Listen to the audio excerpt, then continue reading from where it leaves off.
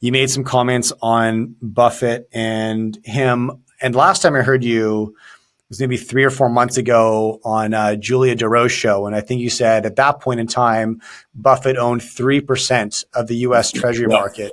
Today, the number you said was 4%. Yeah, it became 4 about a month or two after I did that. Okay. And you look, why people talk about the death of the dollar? Why would you own T-bills? The dollar is not going to die anytime soon. It's the world's reserve currency.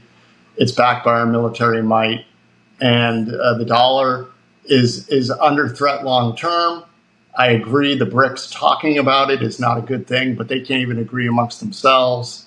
And there's also 15 to 18 trillion in dollar-denominated debt that sits in these countries. So if they were to de-dollarize themselves immediately, they'd have a deflationary implosion. So it's a process over time. So Warren Buffett has been around a long time. He understands cycles of economics and easing cycles and rate hike cycles. And he knows what's coming, and he knows that there'll be a shock to the system. And he's doing what he does best. He's not calling the top to the day.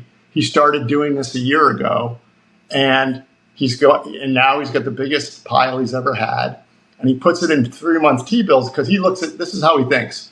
I'm getting paid 5%, or I think it's 4.75 now. But when he started doing this, it was 5.5. He was getting paid 5.5% to sit and wait for much cheaper prices. And when he's thinking cheaper, he's not thinking about a 10, 15, 20% pullback in equities. He's thinking 50 to 80%. The last 2 drawdowns in the equity markets that have been significant were both 50%. The 08, 09 drawdown and the 2000 drawdown were 50% from high to low in the equity markets. So that's what he's looking for. He's looking for panic and blood in the streets, and he'll do what he did in the great financial crisis, go to these banks and bail them out again.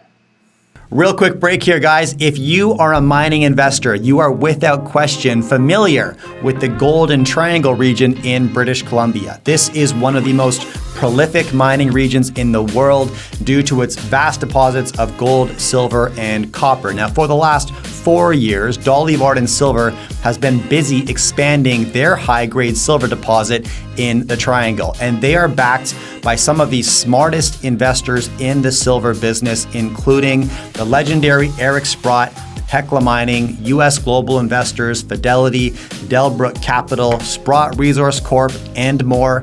If you are curious why the smartest money in the silver business is cozying up to Dolly Varden Silver, then hit the link beneath this video.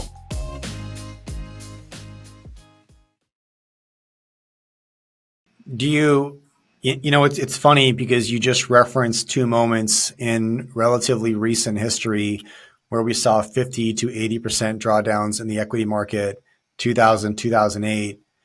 And I think common opinion today would say the Fed would not allow that to occur these days. Maybe the game has changed, new precedents have been set, and supportive measures would take action much quicker.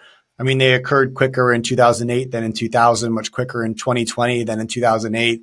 And how would you respond to that statement? Yeah, so the question is, you got to watch the drawdown as it occurs and see what the response is. And I've said the drawdown could be anywhere from 20 to 50%. 50%. They haven't allowed a drawdown more than 50% because in the Great Depression, when the drawdown was 80%, that was a total. Anything below 50 mathematically gets harder and harder to reinflate. So they stopped in 2000. They stopped it at 50. And in 2008, they stopped it at 50%. So my guess is we probably have at least maybe another 50% drawdown. And they might want that to take some of the air out of the bubble. But then they'll come in and we have to see what the response is. And then once you see the response, you know what to do.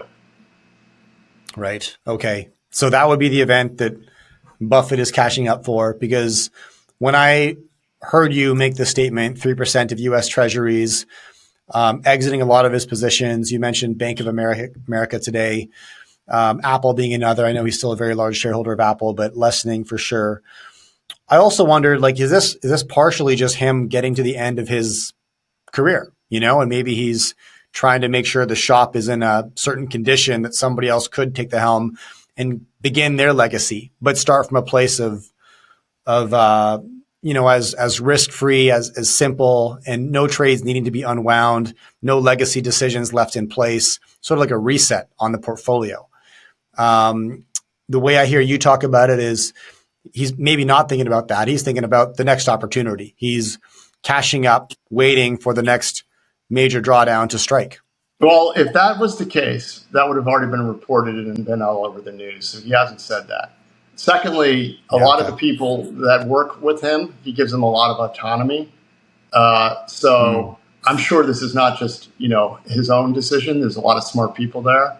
And a lot of the individual stock picks have been done by some of his new favored generals. So I would say if this was just I'm preparing to hand it off, this would have been telegraphed. He knows how important it is to the markets, what he's doing. So he would have said that in one of the shareholder meetings. Yeah. Okay.